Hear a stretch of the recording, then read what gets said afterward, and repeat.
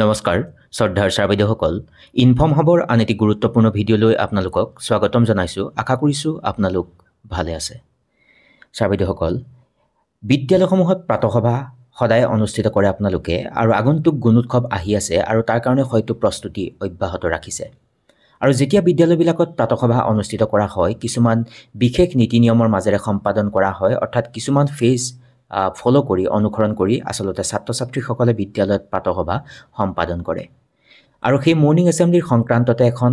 জৰুৰী পত্ৰ আহিছিল আৰু এইখনে আছিল সেইখন পত্ৰ আৰু পত্ৰখন প্ৰেৰণ কৰিছিল director of secondary education Assam কাহিলীপাৰাৰ তৰফৰ পৰা আৰু প্ৰতিখন জিলাৰ ইন্সপেক্টৰ অফ স্কুলছলৈকে এই পত্ৰখন প্ৰেৰণ কৰা হৈছিল আৰু সাবজেক্টত উল্লেখ কৰি লিখিছিলে যে conduct of morning assembly in all schools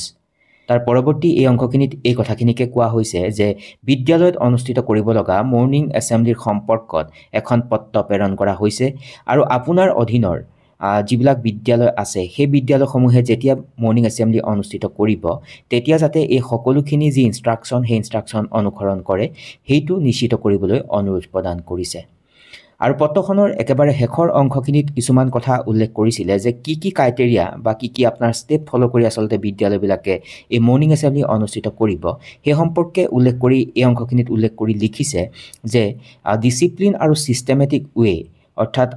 শৃংখলাবদ্ধভাৱে assembly অনুষ্ঠিত কৰিবলৈ বুলি কোৱা হৈছে আৰু সকলো শিক্ষক শিক্ষয়িত্ৰীৰ লগতে ছাত্ৰ ছাত্ৰীৰ যি অংশগ্ৰহণ সেই অংশগ্ৰহণ কৰিব লাগিব আসলতে প্ৰাতঃসভাত সেই কথাটো উল্লেখ কৰিছে তাৰ পাছতে যে বিভিন্ন ধৰণৰ এক্টিভিটিজৰ কথা উল্লেখ কৰিছে যেনেকৈ প্ৰেয়াৰ জাতীয় সংগীত ৰাষ্ট্ৰীয় সংগীত আৰু শপত বাক্য পাঠৰ কথাটো উল্লেখ কৰিছে তাৰ পিছত উল্লেখ কৰিছে যে পাৰ্সোনেল যি ক্লিনলিনেছ অৰ্থাৎ ব্যক্তিগত চাফচিকুণতাৰ পৰীক্ষাৰ কথাটো উল্লেখ কৰিছে তাৰ পৰৱৰ্তী অংশখিনিত উল্লেখ কৰিছে যে সিলেক্টেড কিছুমান টপিকৰ ওপৰত ৰিডিং বা নাম্বাৰ টেবল কুইজ আৰু আপোনাৰ বিভিন্ন ধৰণৰ বক্তৃতা প্ৰদান কৰাৰ কাৰ্যসূচী গ্ৰহণ কৰিবলৈ বুলি উল্লেখ কৰিছে আৰু একেবাৰে শেষৰ অংশত উল্লেখ কৰিছে যে আজি দিনটোৰ তাৎপৰ্য লগতে যিসকল গ্ৰেট পাৰ্চনেলিটি বুলি উল্লেখ কৰিছে অৰ্থাৎ মহান ব্যক্তিসকলৰ যিবিলাক বাণী সেই বাণীবিলাক আসলতে প্ৰাতঃসভাত ক'বলৈ বুলি বা ছাত্ৰ ছাত্ৰীসকলৰ কোৱাত উদগনি দিবলৈ বুলি ইয়াত উল্লেখ কৰিছে অৰ্থাৎ এনেকুৱা ধৰণৰ কাৰ্য ব্যৱস্থাৰ জৰিয়তে যিবিলাক আমাৰ বিদ্যালয় আছে বিশেষকৈ আমাৰ উচ্চ মাধ্যমিক বা উচ্চতৰ মাধ্যমিক বিদ্যালয়বিলাকে এনেকুৱা ধৰণেৰে প্ৰাতঃসভা সম্পাদন কৰিব লাগিব বুলি ইয়াত উল্লেখ কৰিছে আৰু এনেকুৱা ধৰণৰ কাৰ্য ব্যৱস্থাৰ জৰিয়তে বিদ্যালয়সমূহে প্ৰাতঃসভা অনুষ্ঠিত কৰিব লাগিব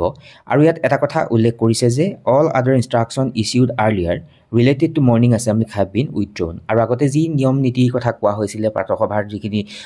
নীতি নিৰ্দেশনাৰ বিষয়ে কোৱা হৈছিলে সেই নীতি নিৰ্দেশনাখিনি একেবাৰে উইথড্ৰ কৰা হৈছে বুলি ইয়াত উল্লেখ কৰিছে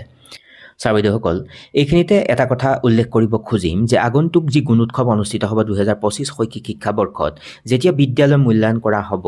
আৰু সহ বিদ্যায়তনিক ক্ষেত্ৰৰ অধীনত প্ৰথম যিটো ইণ্ডিকেটৰে হৈছে মৰ্নিং এছেম্বলি আৰু ইয়াত আচলতে 7টা ডেছক্ৰিপ্টৰ থাকিব আৰু যেতিয়া বিদ্যালয়বিলাক এক্সটাৰ্নেল ইভালুৱেটৰে গুণোৎসৱৰ দিনা মূল্যায়ন কৰিব তেতিয়া যদি 7টাই সূচক পায় তেতিয়াহ'লে 7 নম্বৰ বিদ্যালয়খনে লাভ কৰিব পাৰিব আৰু এই অংশখিনিত আচলতে সহ বিদ্যায়তনিক যি ক্ষেত্ৰৰ কথাখিনিত এটা গাইডলাইন আহিছিলে তাত উল্লেখ কৰা আছে যে ডিচিপ্লিন আৰু সিস্টেমেটিক ৱে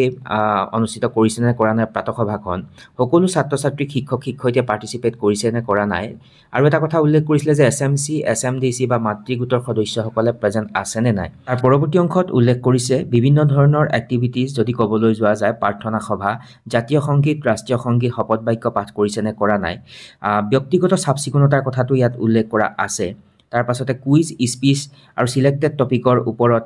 কোৱাৰ কথাটো উল্লেখ কৰিছে বা নাম্বাৰ টেবুলৰ কথাটো উল্লেখ কৰিছে আৰু এই অংশখিনিত কৈছে যে আজিৰ দিনটোৰ বিশেষ তাৎপৰ্য আৰু বিভিন্ন ধৰণৰ আৰু মহৎ যিসকল ব্যক্তি সেই ব্যক্তিসকলৰ উদ্ধৃত কিছুমান বাণী পৰিৱেশন কৰিছে নে কৰা নাই এই কথাখিনি আলমত আচলতে বিদ্যালয়খনৰ যি মূল্যায়ন হ'ব প্ৰাতঃসভাৰ অধীনত এনেকুৱা ধৰণৰ সূচক আছে আৰু এই সূচককেইটাৰ আলমতে আচলতে ছেকেণ্ডাৰী পৰ্যায়ৰ বিদ্যালয়সমূহলৈ এই নিৰ্দেশনাটো আহিছে গতিকে বিষয়টো অতি গুৰুত্বপূৰ্ণ কাৰণ